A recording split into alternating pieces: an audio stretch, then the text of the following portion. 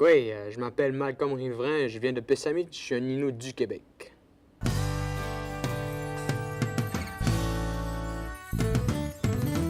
Je dirais que je parle souvent de la douleur parce que, en gros, c'est ce que je vis pas mal depuis que je suis jeune. C'est sûr, j'essaie de m'en sortir le plus souvent, mais on peut pas éviter la douleur vu qu'il est constamment là. Fait que je les chante dans mes chansons juste pour montrer au monde que, tu sais, ils sont pas tout seuls. Ils sont pas tout seuls à vivre la douleur puis la souffrance, qu'il y a tout le temps quelqu'un d'autre qui le vit aussi, hein.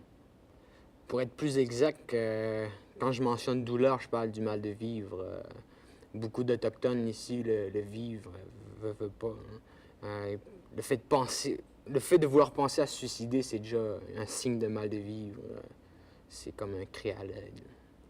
Ce qui est le fun avec le rap, c'est qu'on peut exprimer différentes émotions, que ce soit triste, joyeux, en colère. C'est que on peut utiliser le rap comme une arme, dans le fond, pour exprimer différentes émotions aussi. Ça m'aide à évacuer tout ce que j'ai en dedans de moi. Bof, une arme, je dirais. Ça dépend pour d'autres. Comme du rap engagé, c'est comme une arme contre tel sujet, ou mettons la politique, le racisme, dénoncer des choses, la drogue, la violence. J'ai choisi le rap parce que je faisais pas confiance à ma voix, je savais pas chanter, puis là, j'ai découvert à travers la musique que j'étais capable d'aller plus loin que le rap. Je me catégoriserais pas juste dans le rap, là, tu sais, je suis un artiste, un musicien, je fais de la musique dans le fond, je fais pas juste du rap. Par mon expérience, oui, je parle des affaires que j'ai vécues, puis que j'ai vues, dans le fond. L'expérience des autres, je m'en inspire pour écrire des chansons. Le mal de vivre, c'est... Pour moi, ben, c'est très dur à expliquer pour moi parce que il y a des choses dans la vie dont j'ai pas été satisfait, que j'aurais voulu accomplir, passer à mon objectif, mais j'ai eu de la misère, fait que j'ai trébuché assez souvent, puis j'ai perdu espoir assez souvent. Puis on dirait que je me suis rabaissé, je me suis dénigré, je me suis pas respecté, je me suis pas montré d'amour dans le fond. J'ai pas montré signe d'amour à moi-même. Le rap, ça m'aide à traverser des épreuves, à me libérer des émotions qui sont ancrées en moi, hein. C'est comme une porte de sortie dans le fond. Parce que le rap, c'est une grosse. Le hip-hop, c'est une grosse communauté, puis tout le monde échange des points de vue, puis c'est ce qui est le fun avec le rap.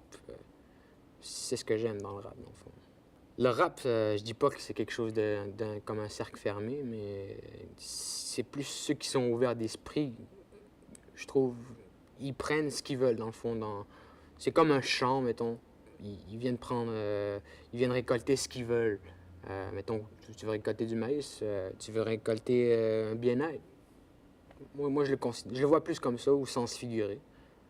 La différence entre rapper en Innu et en français, ben, c'est souvent la sonorité.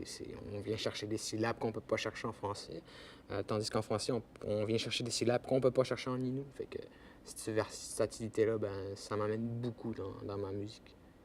Quand je rappe en français, ben, je me sens plus comme... Je peux dire les façons... Les choses les plus complexes, je suis capable de les dire avec différents mots. Tandis qu'en Innu, c'est très restreint. Fait que je me sens un peu limité avec l'Innu.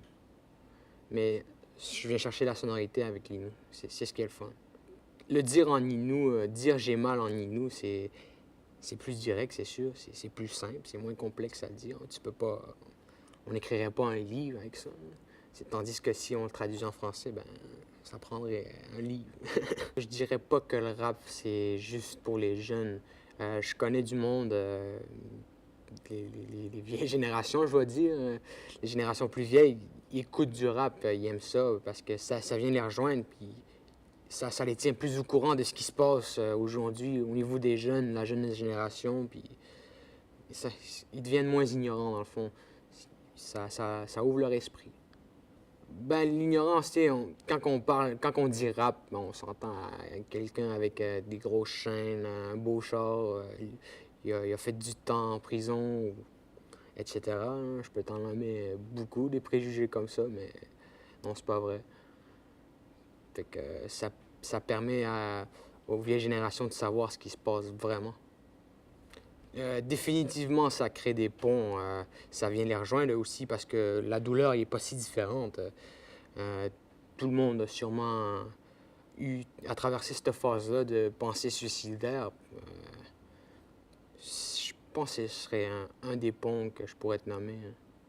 Oui, on peut faire du rap joyeux, c'est possible.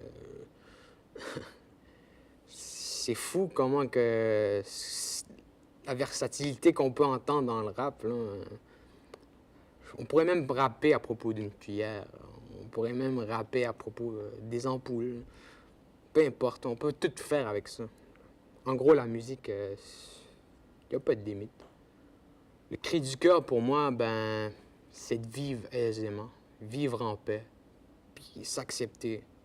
Ce serait le message que je lancerais.